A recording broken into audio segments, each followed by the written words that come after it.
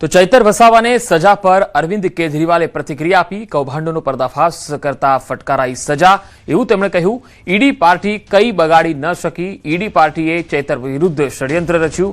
ખોટો કેસ કરીને સજા ફટકારવામાં આવી।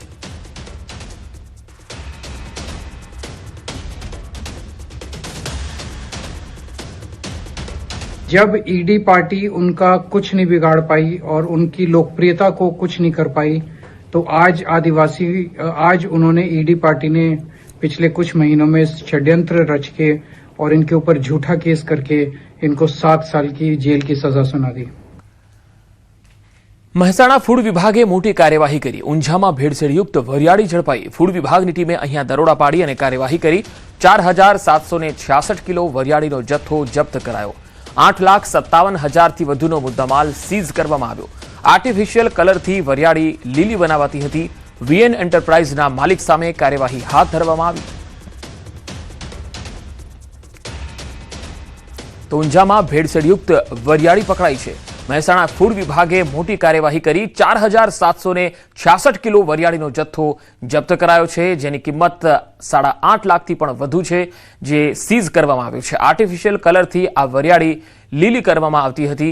હવે આ સમગ્ર મામલે આગળની તપાસ ચાલી રહી છે। ઊંઝામાં આમ તો વરિયાળી માટે ઊંઝા ખૂબ જ ફેવરિટ હોય છે, પરંતુ અહીંયા તો ભેળસેળયુક્ત વરિયાળી મળી। રાજકોટમાં જેતપુરમાં 23 વર્ષીય યુવતીએ આપઘાત કર્યો। નવાગઢ નગરપાલિકાની આપની પૂર્વ ઉમેદવારે આપઘાત કર્યો।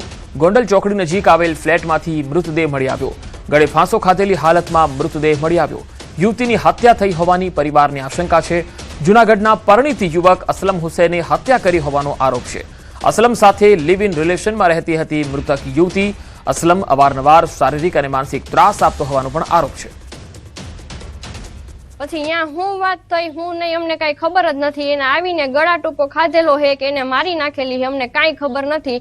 જો એ છોકરો કઈ વાક ગુનામાં ન હોય, એને આ કઈ કરેલ ન હોય, તો ઈ એમ કહે ને કે ક્યાં ગઈ નંદની, કે ઈ ત્યારથી એનો ફોન બોન બધું બંધ આવે છે, કાંઈ ફોન એનો ચાલુ નથી। અમને એવું લાગે છે કે આને હત્યા થઈ હોય। એની ઉપર એની અસલમની ઘરવાળી અને અસલમની ઘરવાળીની મમ્મી એ બે થઈ અને એને મારી દીધી। એના વાળ કાપી નાખ્યા હતા, માથામાં છરી મારી દીધી હતી અને ઢીકેન પાટે ઢોરમાર માર્યો હતો એને। ગીર સોમનાથના ગીર ગઢડા તાલુકાના જામવાડા ગીર વિસ્તારમાં એક યુવકની હત્યાનો બનાવ સામે આવ્યો। અહીં શિંગોડા નદીના કાંઠા વિસ્તારમાં ખેતરમાંથી યુવકને મૂઢમાર મારેલી હાલતમાં મૃતદેહ મળી આવ્યો। પ્રાથમિક માહિતી પ્રમાણે મૃતકની ઓળખ જામવાડા ગામના રહેવાસી અને આશરે 35 વર્ષીય મેહુલ ભીલ તરીકે થઈ છે। મૃતદેહ પર જોવા મળેલી ઈજાઓને આધારે પોલીસને આશંકા છે કે અજાણ્યા શખ્સો દ્વારા મેહુલ પર પથ્થર તેમજ મૂઢમાર મારીને હત્યા કરવામાં આવી હોઈ શકે। આ ઘટનાને લઈને મૃતકના ભાઈએ 5 વ્યક્તિઓ સામે ફરિયાદ નોંધાવી છે।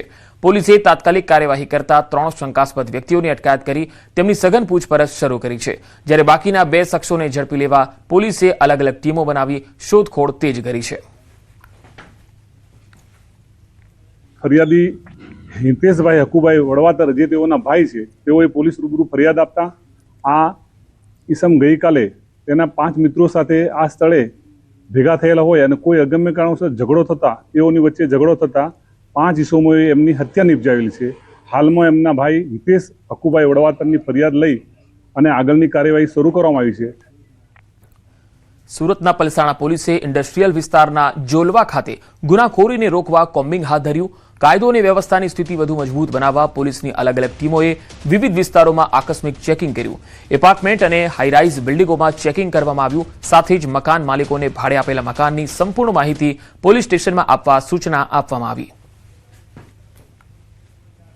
આ કોમ્બિંગ દરમિયાન 20 જેટલા વાહનો ડિટેન કરવામાં આવેલ છે અને જે ભાડુઆતો છે, જે મકાન માલિકોએ પોલીસ સ્ટેશન જાણ કરેલ નથી, તે બાબતે ગુના દાખલ કરવાની કાર્યવાહી હાલ ચાલુ છે। સમગ્ર કામગીરીનો ખાસ ઉદ્દેશ તો આપણે જે ગુના બને છે, જે જગ્યાએ શરીર સંબંધી તેમજ મિલકત સંબંધી ગુના બને છે, એકી સાથે અલગ અલગ ટીમ બનાવી અને કોમ્બિંગ કરવામાં આવેલ છે।